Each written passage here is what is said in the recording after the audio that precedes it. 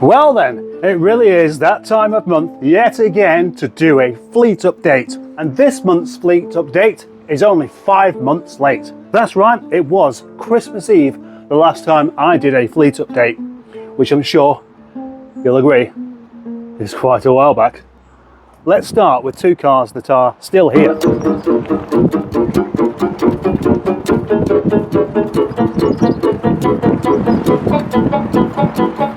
The great failure on my behalf known as Nefarious Neville. It's a failure because of me, because I've just not put any time into this. I put time into other things, just not this. And the reason for that has been that for a while I've just thought it's not really going to pay off, this one. Besides fixing the door handle and getting it to work again, and Carl putting a caliper on the back, it remains exactly the same as it was, except it's quite a bit dirtier now. I've just posted a video actually about this car explaining why I'm giving up on it, and gosh, it's hot in here. So it is at least for sale. And to cut a long story short, I'm going to say that I just don't think it's that viable any longer. I suspect it will just end up broken, because I would like these wheels for a start. I would like these wheels for my car, although they're not actually that tidy, so maybe I don't want them. From one 45 to another, the 90 corner. There is a very good reason why Christine, the press release 45, is still here, and that is quite simply because I haven't sold it. That isn't a particularly accurate bit of reasoning, because in actual fact I have sold it. It's just that it's still here and it hasn't been paid for yet. Many years back I went on a long and grueling road trip with my friend Dan to Kent, somewhere in Kent. It was 600 miles. 600 miles and a rickety old transit flatbed to pick this car up. And since then it's been back to me twice. And then about a year back, the very same Dan expressed an interest in buying this car because he has a real love for this particular car. Not the 45, but that specific car, that green one there. But then that deal kind of got forgotten about, until one day I pulled my finger out and actually washed it and advertised it for sale at a reasonably good price, with the promise of a new MOT. There's no point it sitting around in the yard with a new MOT and it not being sold, which is what happened last time, incidentally. This, yet again, prompted Dan to get in contact and say, I want to buy it, let me buy it, please don't sell it to anybody else. I definitely want to buy it and take it up to the Outer Hebrides. And that's part of the problem, because the Outer Hebrides is a long, long way off from here, and actually getting from the islands of Scotland to the Outer Hebrides can be a tricky thing, because the ferries don't happen very often. But he has promised that September he will be down here and he will take it. I've just got to MOT it then, make sure it's all okay. There we go. That was more of a story, wasn't it? That's what you need, an actual story with these things. Next, a car returning to the yard and my life, which is the Audi A6 C5 Avant 1.9 TD with a PD engine. In the previous update video, this car was happily living in Hebden Bridge with my friend Johnny. But then one day he decided that he doesn't really want it anymore and he wants to have another Subaru, a Subaru Legacy. This car opened up a bottle of enthusiasm that I was not expecting for me, because I discovered I liked the A6. Given the opportunity to have one, I jumped at it, as you might know if you've been familiar with any of my videos. And so it was a sad day when I had to let it go. But sometimes you do have to let things go. There's just no choice about it. But I was glad that it was Johnny that took it on, because he had lots and lots of use of it. He really told me how much he's basically got his money's worth out of it, which is exactly why it came back to me when he didn't want it any longer. And I love this car more than I should, more than I need to, more than I'm allowed to. But what about changes with this car? Because after all, I first acquired this with 11 months MOT, and then when Johnny took it, it didn't have much MOT by the time it finished. But it passed its MOT without really anything to say about it, except for possibly the front tyres wearing a bit thin. And I like it just as much as I ever did do. This has been one of those properly good buys. Mind you, some bugger scratched it. Yeah, all down the side there. I wasn't the only one. The rest of the street ended up with their cars scratched as well. This car is big, it's handsome, it's practical, it's very reliable, and it's economical as well. It does everything I'll need from a car, except towing, which is a pity because I have a small trailer. And I also have a canoe trailer, which I need to flog on really, because what use have I got for a canoe trailer? I haven't even got a canoe because I sold it. But I also have another one. This big, heavy bugger here with a tent on it. I need to put that tent somewhere because I'm going to use it soon. I forgot what I called this trailer. I've given this trailer a name and I've forgotten what it is. But the problem is, and the fact is, I don't even know what the future is with it because it's just too heavy. I can't physically move it without a car to pull it with because it's that heavy. I reckon this is about 600 or 700 kilos with nothing in it, which makes it somewhat impractical because it doesn't have brakes. This trailer was given to me by a man who turned up at the yard. I spent all day pulling it out of this garage because it was stuck and there was a car in the way, and I had to go and give someone a lift to go and get the keys for this car, and basically it was a right bloody nightmare, and the garage door almost fell on my head because it was only held on by one rusty hinge. But when you are given things, you don't complain. So I did that, brought it back here. Yes, I have a properly good sized trailer at last. And then the following day I was messaged by the man I took the trailer from asking how much money I was going to give to him, which came as really rather a big surprise. I basically told him I can't give him any money for it. You know, I've spent all day collecting it. It's worth scrap. It's kind of almost scrap anyway. And he said, well, I'll come back tomorrow and I'll come and take it back then. But he didn't, and I've not heard from him since.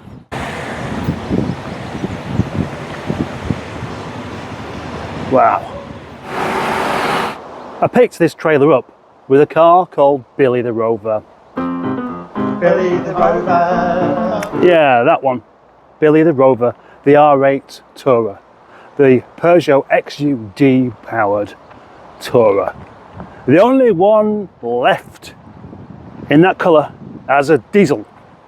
And I promised myself I would never sell this car. And I asked quite specifically at the end of the last update video, don't try and buy it off me because I really don't want to feel like I have to sell it. But that's always what happens every time. If I want to keep something, somebody wants to buy it off me. If I really desperately don't want to keep something and I want it to off out of the yard, nobody's interested. Why does this always happen? Well, it's a matter of supply and demand, desirability, etc. But I had my time with Billy the Rover and I very much enjoyed it. I did over 3,000 miles in it. I went all over the place because it was so good on fuel.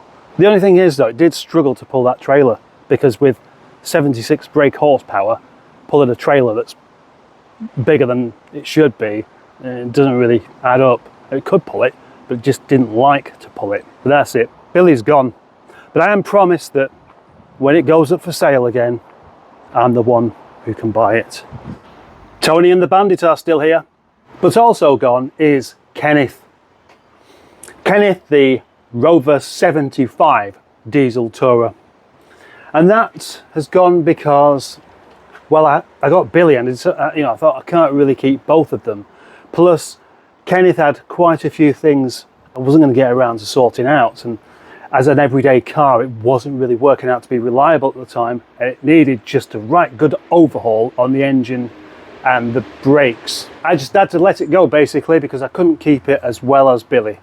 Although it would have pulled the trailer a lot easier, it probably wouldn't have done particularly because it never really had the power it was supposed to have. And it was down to the injectors, but then in the end it turned out to be the turbo as well. Some cars sell and they never come back again. Others sell and then they come back again. Unusually though, sometimes I sell something and it doesn't even go away. And that's what happened with an MGTF. called Susie Sunshine. This car took ages to go away, but eventually it did. And then it came back for a couple of simple fixes, and I ended up getting stuck with it, which isn't what I wanted. But I did try, and I thought I'd be positive. It's not really the car I want particularly. And then discovered something worse going on. One of the perils of leaving something stood for years and years and doing nothing: corrosion. And that's why it's there with no rear bumper on, no roof, no front bumper, other bits missing. Related to the MGTF story is the MGF story. My MGF, Allison, which I hadn't seen for quite a while. Now that car was supposed to be coming back tomorrow. And originally I was going to hold off making this video until Sunday when I had it back and you could see the joy that that car brought to me once again. But unfortunately it's going to be another week. So there we go. That's a short bit of a story for you. Right, let's go around the back.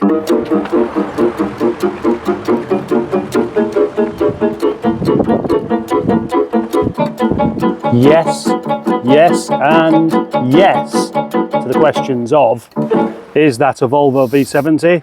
Yes. Is it mine? Yes. And what was the other one? Is it green? Has it got a tow bar? The V70 D5 is the car that I did always want, because it does everything I want. And more? No, it doesn't. There isn't anything it does that I don't want it to do. Yes, there is. The brakes don't work very well, and the windscreen wipers don't work. That's what I mean by it does everything I want from a car and more, which are basically some things I don't want it to do. But those things are going to be rectified, I'm sure, quite soon.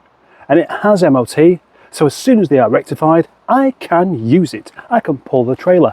I can lug the family around. I can store the dog in the boot because it's big enough. I can marvel at the fact that somehow it manages to look feminine and masculine at the same time. I can open the boot. I can open the door. I can sit inside on this most wonderfully comfortable driver's seat and enjoy the drive and the air conditioning and the heated seats when it's not too warm. I can enjoy the sound of the V5 engine, and much as the fuel disappears from the tank and into the sky, I can sit in the back with slightly less room than I have in the Audi and marvel over the fact that the interior lights don't come on unless you press them. Be sure by the next time we have an update, this car will be gone, because of how much I like it. If only the word gone was a word I could apply to this Freelander here, because it isn't gone, it's here. It's very much here, still. And that's a shame. And how can it be? Why is a car with such a nice interior, why is a car as nice as this still here with its lovely sandstone leather seats and its box next to me, sandstone proper carpet, missing stereo, smoky engine, clunky spring? Why is it still here? Because nobody wants them. And because of that, I advertise this as breaking for parts.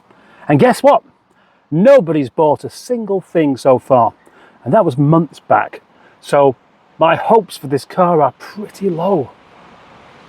If only I wanted it myself and would be prepared to put the effort into it to keep it. There once was a car in the yard that gave home to former rock star Joey Tempest. His big fluffy hair looked so great inside that SD1. But that was a long time ago. And instead, he now lives somewhere else. He can now be found living in the passenger seat of this Rover 25. Let's have a look for him, shall we? No, he's not there. No, I think Tom must have told him to f***. It's only natural, after over 2 years of this car being here, that Joey Tempest should move in. And really he's got every right to squat, because he needs somewhere to go. Just like this car. However, there has been a little bit of improvements in here. Last time you saw this, that engine was in place. but it wasn't bolted down as it is now. It didn't have the boost gauge on there. It didn't have that bit bolted down. I mean, seriously, Tom's done an awful lot of work to actually get this so far. But it's probably a way off being finished. This 25 is a good sort of 2.5, 3 foot off the wall there. And then there's another big space between that and this recovery truck. So all of this part of the yard is kind of taken up, which hopefully will be a thing of the past soon. I mean, I think I have dreams of what I could do with this space if only it was mine to use. This recovery truck wasn't here 6 months ago, but it was 2 months ago, and probably nearly 3. It came in for a simple repair job on the wiring loom, which I did. But then, straight away, another complication that meant it couldn't leave the yard. And it's kind of, well, the situation hasn't changed since then. Wow, I really shouldn't do that. Let's now talk about a couple of things that have come and gone almost straight away. One of my better buys was acquiring a Toyota Aygo, a lovely little Aygo for £100 because it was going to get scrapped by the garage next door and it was still working. And I thought, brilliant, you know, I really like these things. I'm going to do a review on it, I'm going to drive it around and sell it. But then it turned out that the reason why it was there, and I did know this actually, was because it had an issue with a baggy timing chain, and it was fairly likely that it would just fall off at any moment due to usually bad servicing that causes that kind of problem. I didn't care. I thought, well, I'll insure it and I'll just take it for a drive and just enjoy the wonderful simplicity of the Aygo. That bonkers 3-cylinder engine that hasn't got much power, but you can really hear it doing its best. That was the plan. In fact, I thought I'll drive it till it breaks. Turns out it didn't really last long before it did break, and it just broke down in the yard. The belt had slipped, and that was it. Couldn't really do anything else with it. Not the belt, the chain. The chain slipped, nothing else could be done with it. So it went for parts. Then, through no real choice of my own, I ended up with a Honda CR-V in the yard because it failed its MOT and it couldn't really go back home. This car belonged to Baroness Mustard, also known as Mother, not Wife, for those that get confused. Anyway, it failed, it needed welding, it needed brakes, it needed a couple of bushes, this kind of thing. And it wasn't really going to be worth it because it was a properly tatty thing. And as I got rid of it, though it'd been in the yard for months and months, then I started getting told off, oh no, it's still a working car, you shouldn't have got rid of that. That's usually my philosophy. But it was a working car that I didn't want to have, taking up a space that I wanted to have for myself, for something that I wanted to do, which is always the problem in this yard. And as much as I try and take control of these things, someone's always going to give me a bollocking for it. Now, let's talk about the star of the show, a car called Nigel. I've made room in the bottom lockup for Nigel because I was expecting to need the room because of anticipating the MGF coming back tomorrow. So now I don't really need it to be in here, but it's in here, so it might as well stay. It's not going to be going back on the road again for a little while, I don't think.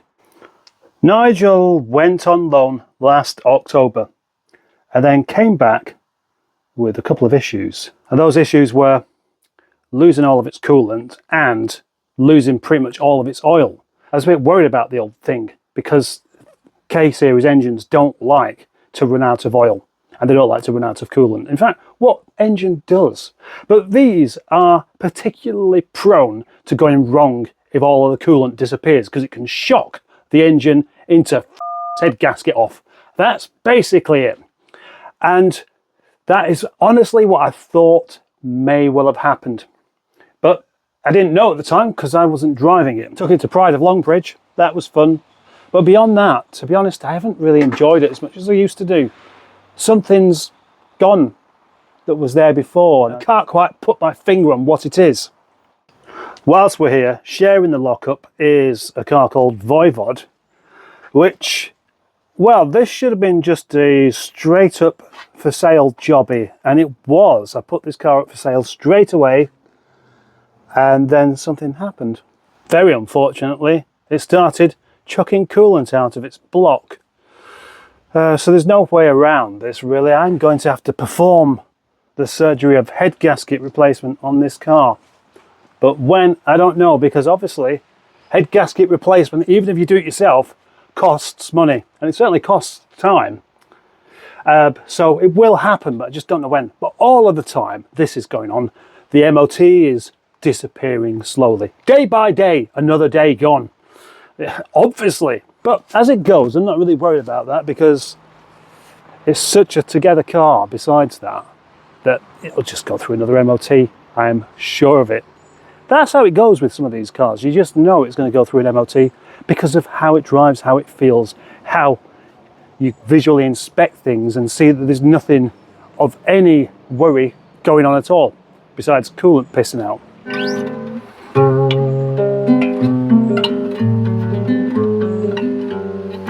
And speaking of cars that just pass their MOT, that you simply don't worry about, there's Mabel. A car that I'm out of tune. You know what? A guitar in a hot car smells like an old school desk.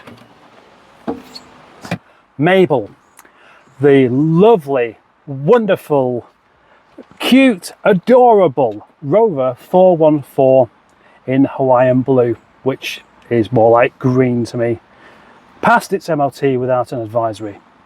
And that is something I knew it would do, but it wasn't before it gave me a whole lot of problems with its alternator seizing up and then starting it and it ripping its own alternator off in the process because the belt was slipping on it straight away, looked like it was going to go on fire, didn't get a chance to turn the engine off before it just went something just like that. Anyway, it came as no surprise whatsoever that it passed its MOT, but what has come as a surprise is that nobody's inquired to buy it.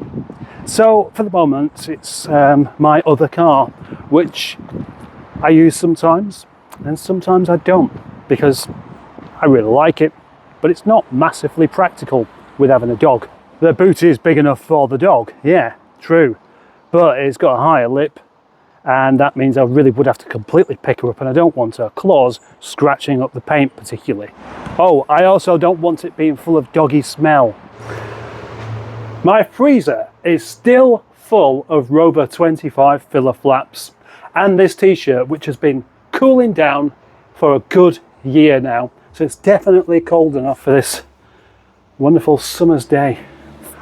One last come and gone item before we get on to the really interesting stuff, and that is Janet Data Jackson, the Rover 25 L Series diesel in Old English white, came back to the yard. I used it for about a week and then it's sold, complete with the Chasley ECU.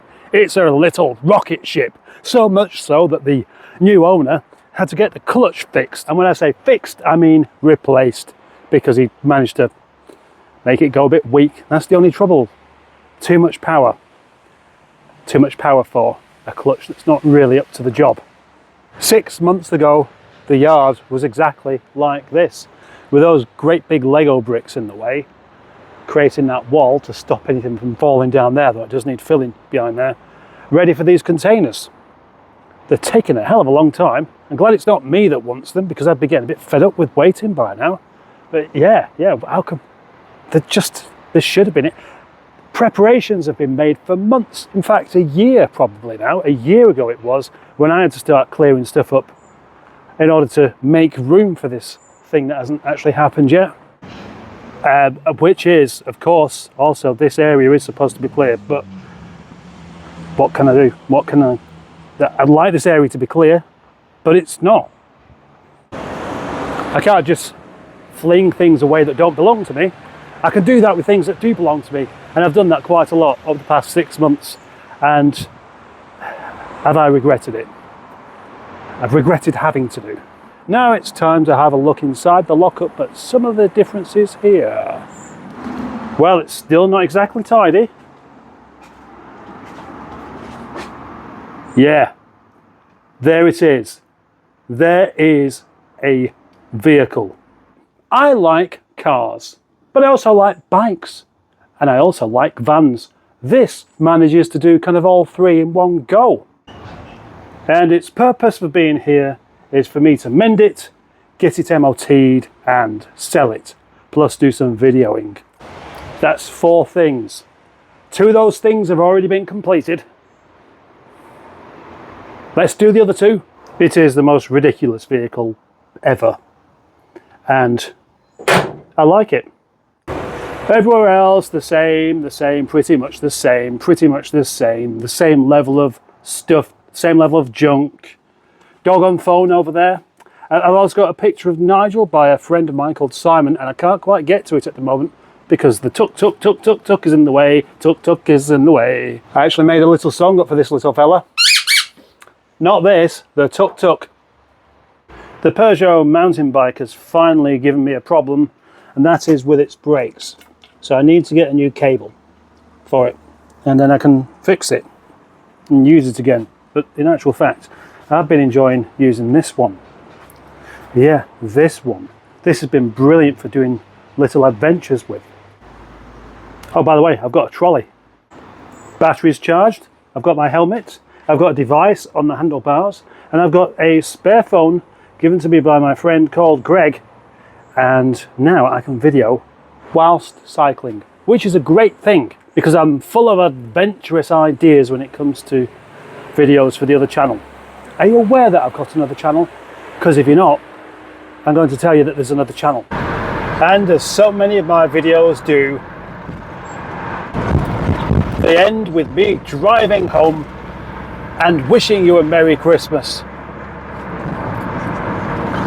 That's what will be happening in the next update, unless I put my finger out and be a bit more organised about telling you about this sort of stuff. Do you know what? Half the reason is I assume that no one's going to be that interested. Why would anybody be that interested? Well, why? If you're watching the rest of the videos, you already know where I'm up to. But you probably don't. So, thank you for watching, thank you for being a subscriber, thank you for liking, thank you for being a channel member, thank you for watching it all the way to the end, and thank you for commenting. And thank you for being here in the next video, because I will be. Thank you for watching this video. I've already said that, but I'm going to say thank you again, just because we're at the end of this and for some reason you're sticking around to see if anything else happens. It doesn't, not really.